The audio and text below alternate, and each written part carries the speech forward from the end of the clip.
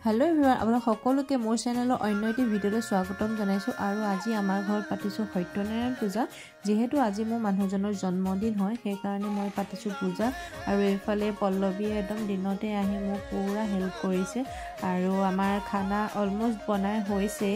সবজিখিনি বনাই লৈছে এয়া হল পনীৰ কাকবেলি চানা আৰু এফালে মিক্স সবজি আৰু এফালে বয়ে মোক মানে কিবা এটা কৈ আছিল আৰু গোটেইবোৰ দেখুৱা সম্ভৱ নহলে আৰু পূজা কাম শেষ হল আৰু তাৰ পিছত আমাৰ এফালে ভিতৰ ফালে বনাবলৈ মানে মানুহ বহিছে আৰু মানুহজনক অকমান দেখাই দিছো মানুহজনৰ লগৰো আহিছে মোৰ বাবাও আছিল আৰু এইফালে আমাৰ পুৰি বেলি আছে পুৰা সবে নিজৰ কামবোৰ নিজে কৰি আছে যেহেতু বহুত বেছি ডাঙৰ কৰাও নাছিলো আৰু যেহেতু মোৰ গা ইমান বেছি ভাল নহয় সেই কাৰণে মানে সব লোকে আহি পেলাই মোক কাম কৰি দিছে আৰু ফাইনালি এতিয়া বাচ্চা পাৰ্টি খাবলৈ দিয়া হৈছে আৰু হেতু খাই আছে আহিও আছে মানুহ গৈও আছে তেনেকুৱা আৰু সকলোবোৰটো ভিডিঅ' ক্যাপচন কৰিবলৈ মানে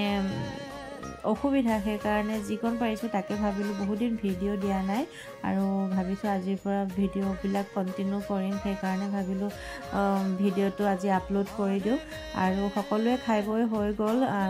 আমাৰ বিলাকৰ ভিডিঅ' কৰাই নহলে শেষত কেক এটাও আনিছিলো মানুহজনৰ কাৰণে কেক এটা কাটাম বুলি আৰু এইটোৱে হৈছে তেওঁৰ কেকটো